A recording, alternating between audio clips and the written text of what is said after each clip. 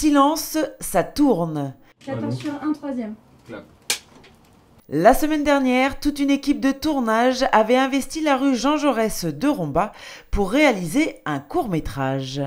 Le premier d'Elsa Trussello en tant que réalisatrice, qui a pris quelques minutes de son temps pour répondre à nos questions et présenter son projet qu'elle est en train de réaliser.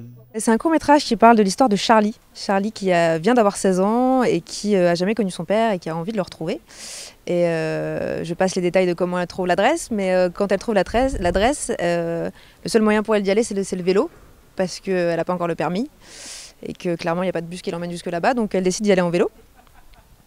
Et voilà, donc c'est deux parties dans le film. Il y a d'abord la recherche et ensuite une espèce de road trip à vélo jusque là-bas. Cette histoire, c'est Elsa qui l'a écrite un an auparavant.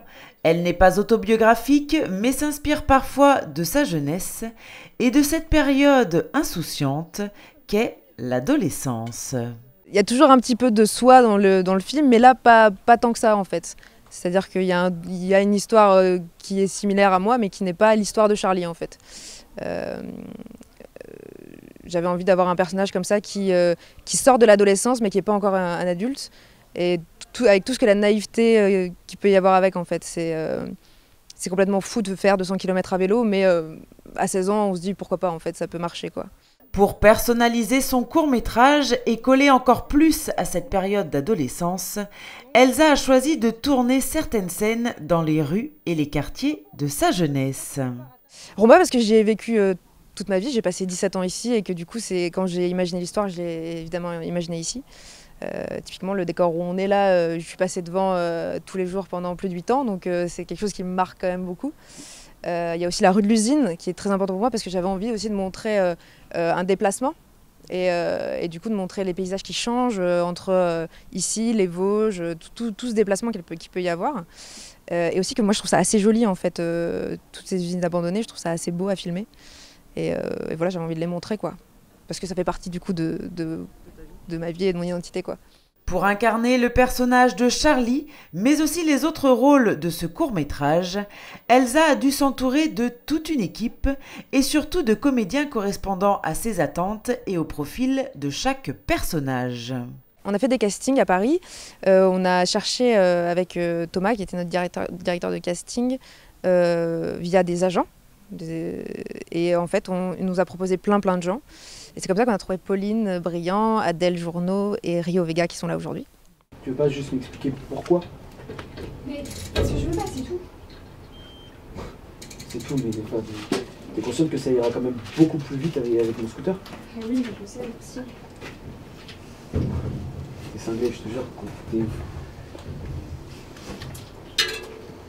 Mais regarde, déjà t'as plus de portable. Ok, ça c'est un truc. Si t'arrive quelque chose, tu fais quoi? Tu veux pas que je te paye le bus au moins, un peu comme ça? Mais genre toi tu vas me payer le bus, mec t'as même pas assez d'argent pour payer les essais du scout. Toute une équipe de professionnels qui s'active avant, pendant et après le tournage pour soutenir Elsa dans son premier court-métrage. Les comédiens donnent leur point de vue, les caméramans proposent des plans, l'équipe technique se plie en quatre pour que tout soit parfait. Tout le monde s'investit professionnellement et personnellement dans ce court-métrage et c'est un réel plaisir pour Elsa. Comme on fait beaucoup d'heures, enfin c'est quand même, on sait que les courts-métrages, on doit faire beaucoup de plans en très peu de temps. Du coup, il faut vraiment que les gens aient envie d'être là, quoi, parce que c'est assez dur et intense et dur physiquement, quoi. Beaucoup de stress, beaucoup d'imprévus, mais j'ai une équipe qui est géniale. Que des gens qui sont hyper motivés, qui ont hyper envie. Donc non, pour l'instant, c'est plutôt que du bonheur, quoi, vraiment. Au moment où il te pose la question de c'est sûr que tu vas y aller, je veux te dire, tu sais pas ce que tu vas trouver une fois là-bas, c'est juste, t'as arrêté de le regarder, t'as regardé ailleurs. Je suis trop courageuse, mais en vrai, t'es juste lâche. Là, tu te bats. Il peut y avoir ce minute. En fait, je pense que c'est un truc qui l'interpelle un peu. Finalement, on continue. Et comme j'ai pas réussi à l'arrêter à ce moment-là, boum, je dis bah tu sais quoi, t'as raison, on va le retrouver ton père.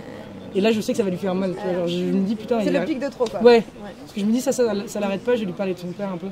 Il reste encore quelques jours de tournage dans les Vosges et ensuite place au montage pour le finaliser et le présenter au plus grand nombre de personnes possible dès l'année prochaine. Alors il va partir en festival. Et il y a plusieurs gros festivals de court-métrage qui existent en France. Et du coup l'idée c'est qu'il parte en festival pour qu'il soit vu par le plus de personnes possible. Et pourquoi pas un jour peut-être faire un long métrage, mais ça c'est encore loin quoi. On va déjà essayer de faire celui-là bien. Alors bon courage à toute l'équipe et que ce court-métrage remporte un vif succès auprès du public.